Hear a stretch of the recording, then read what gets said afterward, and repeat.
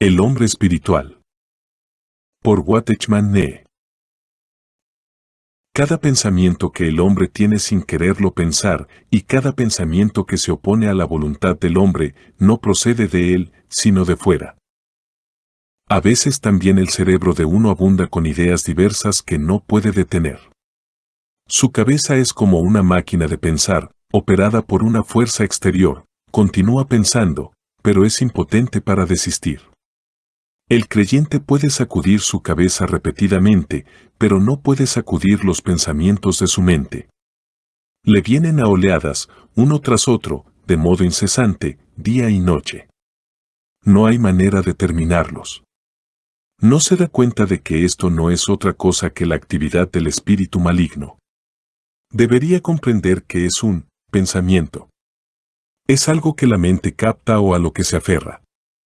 Pero en el caso de estos pensamientos incontrolables no es que su mente se agarre a ellos, sino más bien que algo se agarra a su mente.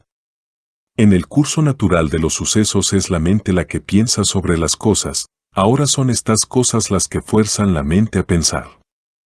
A menudo la mente de una persona desea poner a un lado una cuestión, pero algún poder externo le obliga a recordarla, no permitiéndole que la olvide y forzándole a pensarla. Otra vez. Esto es causado por los espíritus malignos. Para resumir, pues, investigaremos toda señal anormal. De no haber una causa natural como, por ejemplo, una enfermedad, estas actividades llamadas anormales tienen su origen en los malos espíritus. Dios no interfiere nunca con la operación de la capacidad natural del hombre, nunca mezcla abruptamente sus pensamientos con los del hombre, ni de modo abrupto restringe o destruye el funcionamiento del intelecto del hombre. El cese fulminante de todos los pensamientos como si el cerebro hubiera quedado vacío, la intromisión brusca de un pensamiento completamente dispar del curso mental de aquel momento, el corte brusco de memoria como si se hubiera cortado un alambre dejando la mente paralizada, todos estos son los resultados de la operación del enemigo. Debido a que el espíritu maligno se ha apoderado del órgano del pensamiento, es capaz, o bien de imponer la detención del funcionamiento, o, si afloja su puño, lo deja funcionar otra vez. Hemos de reconocer que las causas naturales solo pueden producir síntomas naturales. Los pensamientos fulgurantes y ciertas pérdidas de memoria están por completo más allá de la capacidad o control de nuestra voluntad y son contrarios a las causas y efectos naturales. Tienen que ser inspirados por fuerzas malignas sobrenaturales. En su carta a los Efesios, Pablo está escribiendo sobre el espíritu que ahora actúa en los hijos de desobediencia, 2:2. Es muy importante saber que los poderes de las tinieblas no obran solo fuera del hombre, sino dentro también. Cuando el hombre trabaja, puede, en general, hacerlo con sus palabras, gestos o movimientos corporales. Los espíritus malignos, sin embargo, pueden obrar por todos estos medios, pero más aún, pueden actuar desde fuera lo mismo que actúa el hombre, pero también pueden trabajar desde dentro. Esto significa que pueden introducirse en la vida de pensamiento del hombre y trabajar allí. El hombre no es capaz de hacer esto, es incapaz de entrar en el cerebro de otra persona y hacer sugerencias sutiles, dejando confuso el origen de estos pensamientos, pero los malos espíritus pueden hacerlo. Poseen una capacidad de comunicación que el hombre no tiene. Trabajan inicialmente en la mente del hombre, y luego alcanzan su emoción, porque la mente y la emoción están íntimamente unidas, operan primero en la mente y luego, desde allí, alcanzan la voluntad del hombre, puesto que la mente y la voluntad están íntimamente unidas también. La manera en que estos espíritus enemigos operan es poner secretamente en la cabeza del hombre nociones que ellos aceptan de buena gana, para que puedan cumplir sus objetivos, o bien, al revés. Bloquean pensamientos que no les gustan, de modo que el hombre no puede pensarlos a fondo.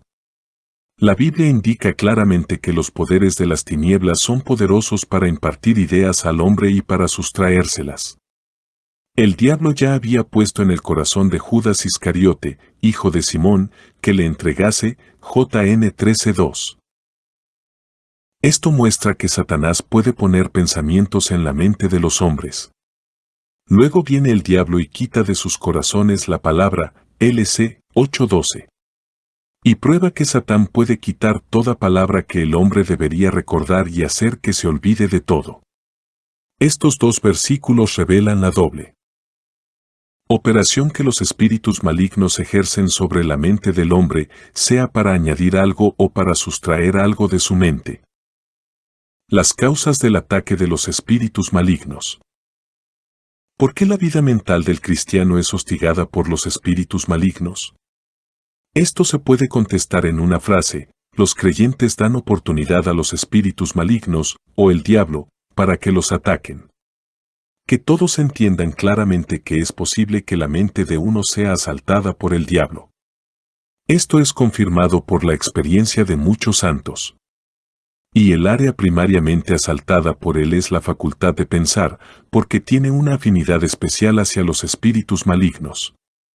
La mente se ha deslizado, sea parcial o totalmente, fuera de la soberanía del hombre y ha pasado a ser dominio de ellos. En consecuencia, estos poderes pueden sustituir los pensamientos de una persona según sus propios deseos, completamente al margen de las ideas de la víctima. Aunque la cabeza corresponde aún al creyente, su soberanía sobre ella ha sido suplantada por la de otro.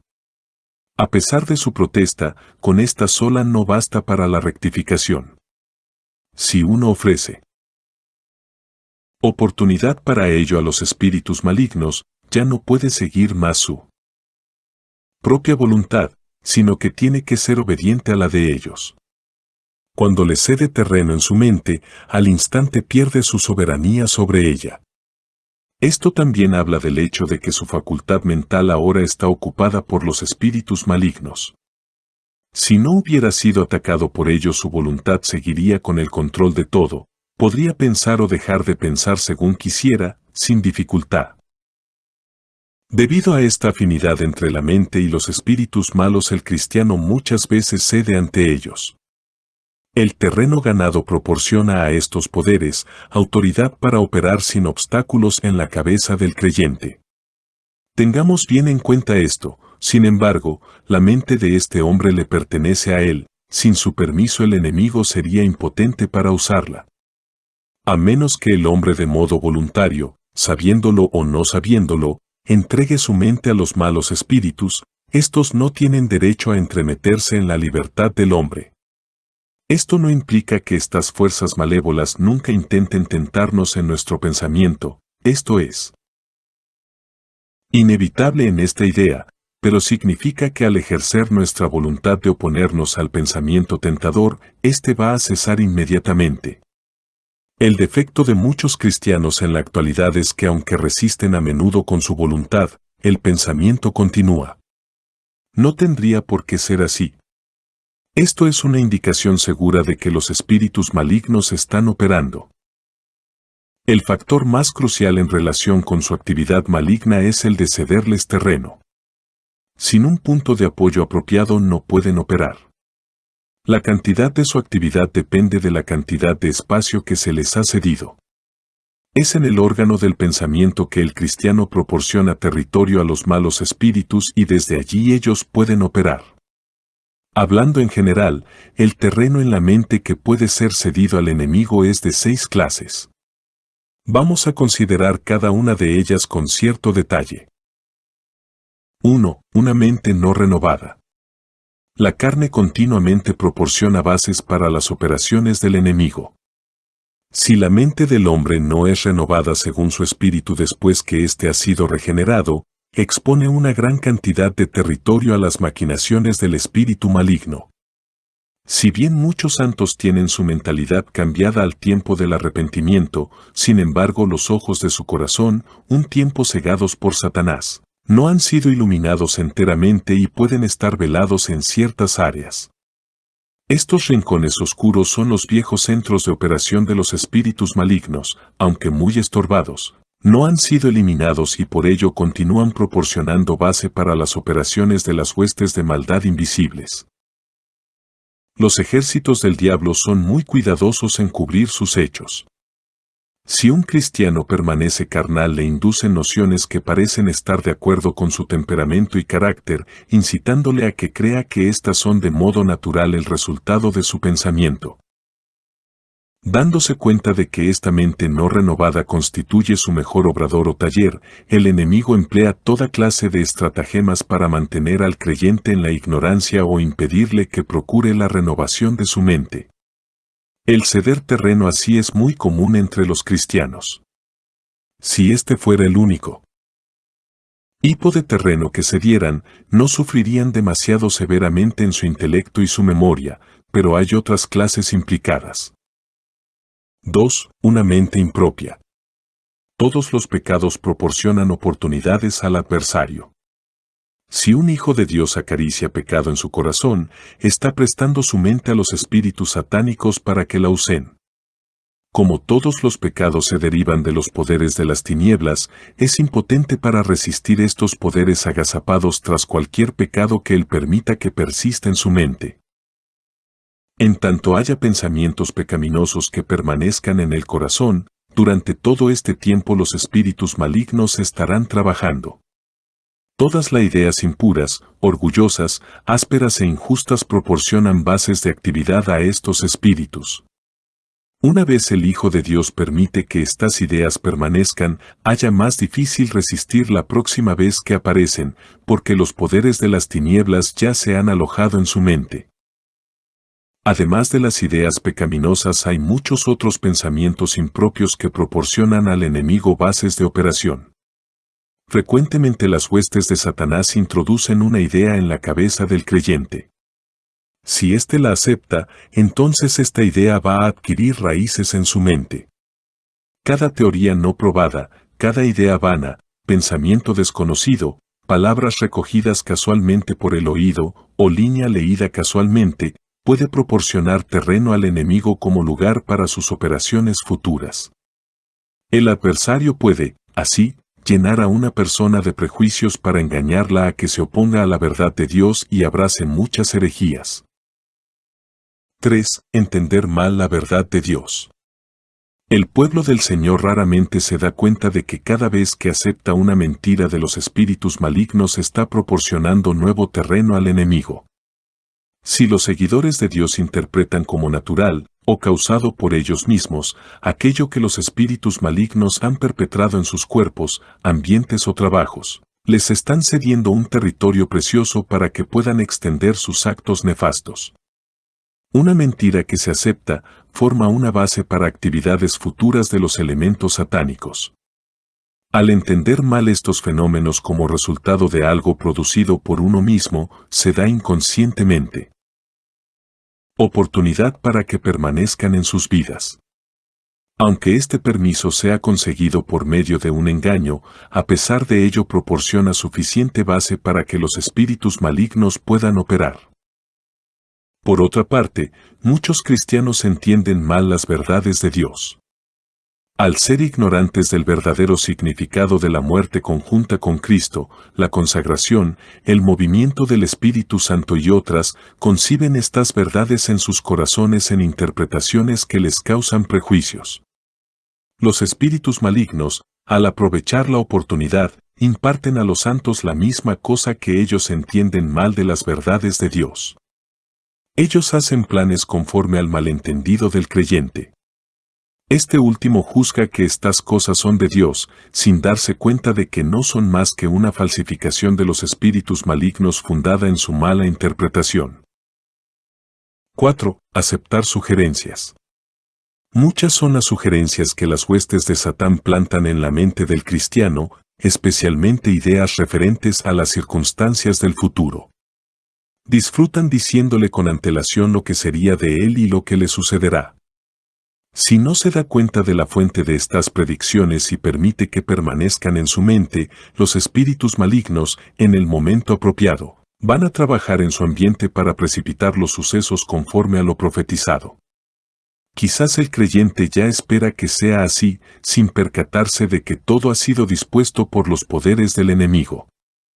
Este último meramente pone su idea en forma de profecía, la planta en su cabeza para ver si la acepta o la rechaza.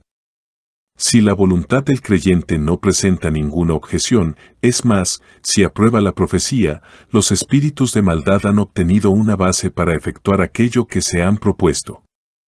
El cumplimiento de las predicciones de los que echan carta y los adivinos está basado enteramente en este principio. Hay ocasiones en que el adversario introduce declaraciones proféticas con respecto al cuerpo del cristiano, tales como predecir una debilidad o una enfermedad. Si él absorbe este pensamiento, su pensamiento acabará estando realmente enfermo o siendo débil. Cree que está enfermo. Los que tienen conocimiento científico llegan a la conclusión de que ha de ser una enfermedad psicológica, pero los que tienen penetración espiritual saben que de lo que se trata es simplemente que la persona ha aceptado la sugerencia del espíritu maligno y que, en consecuencia, ha proporcionado base a este último para que fabrique la situación. ¿Cuántas de las llamadas enfermedades naturales y psicológicas son en realidad las maquinaciones de los espíritus malignos? Cuando un cristiano no rechaza los pensamientos que se originan en los espíritus malignos, les proporciona base para que operen. 5. Una mente vacía. Dios creó al hombre con la mente para que la usara. El que oiga la palabra, entienda, Mt. 13:23. Dios desea que el hombre entienda su palabra con el intelecto, y a través de ella llega a la emoción, la voluntad y el espíritu. Una cabeza despierta y despejada es, pues, un obstáculo a la obra de los espíritus del mal.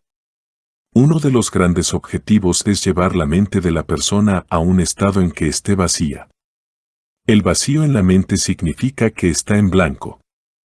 El poder del enemigo emplea, o bien engaño, o fuerza para transformar la facultad mental del cristiano en una entidad vacía. Se da cuenta de que cuando la cabeza está vacía no puede pensar.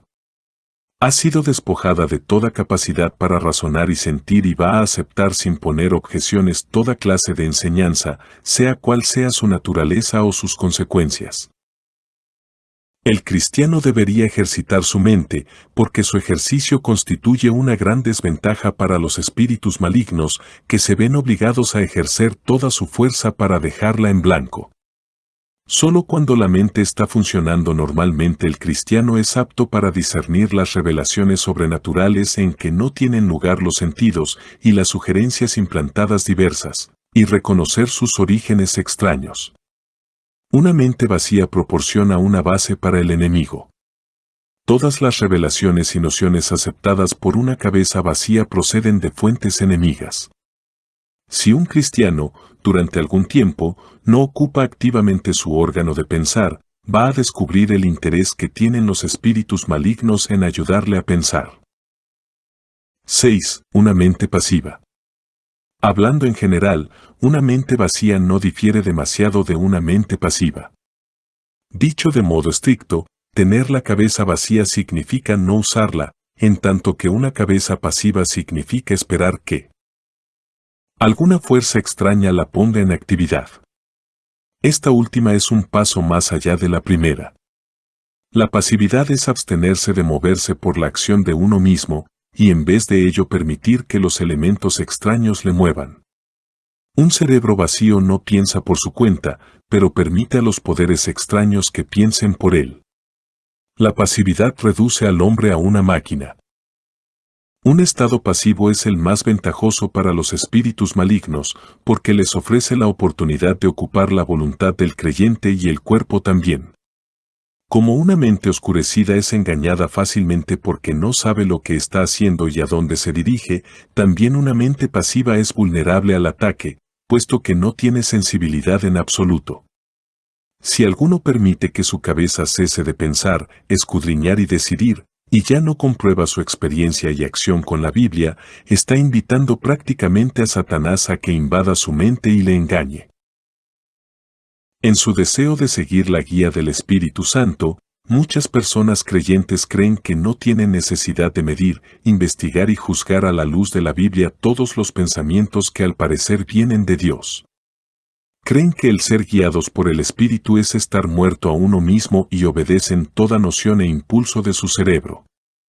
Siguen especialmente las ideas que aparecen después de la oración, por lo que disponen su mente para que esté pasiva durante la oración y después.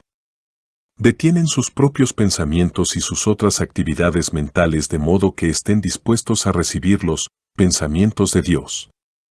Y el resultado es que se vuelven duros y obstinados, no son razonables y aceptan gran cantidad de cosas irracionales, ásperas y pertinaces. No saben que, 1. La oración no va a transformar nuestros pensamientos haciéndolos piadosos. 2. El que espera los pensamientos divinos durante la oración y después, está invitando falsificaciones de los espíritus malignos. Y 3. La guía de Dios se halla en la intuición del espíritu y no en la mente del alma. No son pocos los santos que, haciendo caso de la voluntad de Dios, pues Él no quiere que el hombre sea pasivo, sino que coopere activamente con Él, pasan tiempo entrenándose para tener la mente pasiva. Se persuaden a sí mismos de no pensar a fin de poseer los pensamientos de Dios. Les es difícil entender que si no están usando su cerebro, Dios no va a hacerlo por ellos y no pondrá sus pensamientos en su cerebro. El principio de Dios para que los hombres lo obedezcan es que controlen toda su persona con la voluntad y que colaboren con Él. Solo el diablo quiere explotar la oportunidad de una mente pasiva y se apodera del control de los hombres. Dios no ha querido nunca que los hombres reciban su revelación como si fueran robots, es el enemigo solamente el que lo desea. Toda pasividad les favorece a ellos, porque de buena gana sacan ventaja de la locura y pasividad de algunos creyentes para operar en sus mentes. La pasividad. Toda base que se ha cedido a los espíritus malignos les invita a ellos a trabajar. De estas bases, la más seria es la pasividad. Esta refleja la actitud de la voluntad, que a su vez representa al ser total. La pasividad proporciona la libertad para que funcionen los elementos malignos, aunque generalmente lo hacen de modo oculto, intentando engañar a los santos. La causa de la pasividad es la ignorancia del cristiano. Este entiende mal el papel del intelecto en la vida intelectual. Piensa que tiene un concepto demasiado elevado del mismo, pero a la vez demasiado bajo. Por ello permite que su raciocinio se quede en la inercia y da la bienvenida a todo pensamiento que surge de su estado de inercia. Cuán necesario es, pues, que captemos claramente la forma en que Dios nos guía. La pasividad en la mente es debida a una concepción equivocada del significado de la consagración y la obediencia al Espíritu Santo. Muchos dan por sentado que los pensamientos que hay en su cabeza estorban su andar espiritual. No se dan cuenta de que es un cerebro que deja de funcionar o que funciona de modo caótico, que estorba la vida espiritual, en tanto que uno que funciona debidamente no solo es beneficioso, sino esencial. Una mente así solamente puede cooperar con Dios. Como ya se ha insistido antes, el camino normal de la guía se halla en la intuición del espíritu y no en la mente. El apreciar bien este principio es en extremo necesario y no debería ser olvidado. El creyente ha de seguir la revelación en su intuición, no en el pensamiento de su cabeza. El que hace caso de la mente está andando según la carne y ésta va a descarriarle. Sin embargo, no hemos dicho que la mente sea totalmente inútil, sino que ha de ejercer un papel secundario. Es verdad. Hacemos equivocaciones graves si elevamos la mente al lugar de órgano para la comunión directa con Dios y para recibir la revelación de Él. Con todo, tiene un papel asignado en ella. Este papel consiste en ayudar a la intuición. Sí, es por medio de la intuición que conocemos la voluntad de Dios, pero de modo adicional necesitamos que la mente inspeccione nuestro sentido interno para decidir si es de nuestra intuición o es una falsificación de nuestras emociones, si es o no de Dios y armoniza con su palabra. Conocemos por la intuición, verificamos con la mente. Qué fácil es que nos equivoquemos. Sin la ayuda de la mente nos hallaremos con dificultades para decidir lo que es de Dios de modo auténtico. En el proceso normal de guía la mente es también necesaria. Si bien la guía de la intuición con frecuencia se opone diametralmente al raciocinio, con todo, tenemos que hacer uso de la cabeza, no para discutir con la intuición, sino para examinar si la cosa es realmente de Dios. La intuición capta la voluntad de Dios muy rápidamente, sin embargo, se requiere tiempo para que el cerebro verifique y demuestre si lo que hemos captado es verdaderamente de nuestra intuición y del Espíritu Santo. Si es de Dios, nuestra intuición emitirá un mensaje aún más preciso bajo la verificación, corroborando con ello en nosotros la fe todavía más que antes de que se trata de la verdad de Dios. El ejercicio del intelecto de esta manera, solo en forma de examen, es a la vez beneficioso y apropiado. Pero si el sentido o mensaje es de nuestro pensamiento y sentimiento carnal, entonces en el proceso del examen nuestra conciencia va a levantar su voz en oposición. En consecuencia, la verificación de nuestra mente para saber si la cosa es de Dios o no, no va a interferir, sino que dará oportunidad para que la intuición se demuestre a sí misma. Si es de la intuición, ¿qué tiene que temer de la verificación de la mente? Por otra parte, todo lo que teme ser verificado probablemente procede de uno mismo. La cabeza nunca debe guiar o dirigir, pero es necesaria, sin la menor duda, para verificar la autenticidad de la guía. Una enseñanza así está de acuerdo con las Escrituras: no seáis insensatos, sino comprendiendo bien cuál es la voluntad del Señor, y, comprobando qué es lo agradable al Señor. EF 5:17, 10. El funcionamiento de la mente no puede ponerse a un lado como inútil. Dios no borra los diversos componentes de la mente del hombre, los renueva primero y luego los usa. Dios quiere que su Hijo conozca lo que está haciendo cuando obedece. No desea que se le siga a ciegas, sin sentido. Nunca quiere que se le siga, oiga lo que oiga o sienta lo que sienta, con la mente aturdida, sin darse uno cuenta de lo que está sucediendo, ni tampoco es su método el usar alguna parte del cuerpo del creyente sin su consentimiento y comprensión. La intención de Dios es que el creyente entienda su voluntad y conscientemente ponga en funcionamiento las distintas partes de su cuerpo para obedecer a Dios. Es la persona perezosa la que rehúsa aceptar la responsabilidad, porque espera ser movida parcial o totalmente por Dios solo, hallándose él en un estado de pasividad.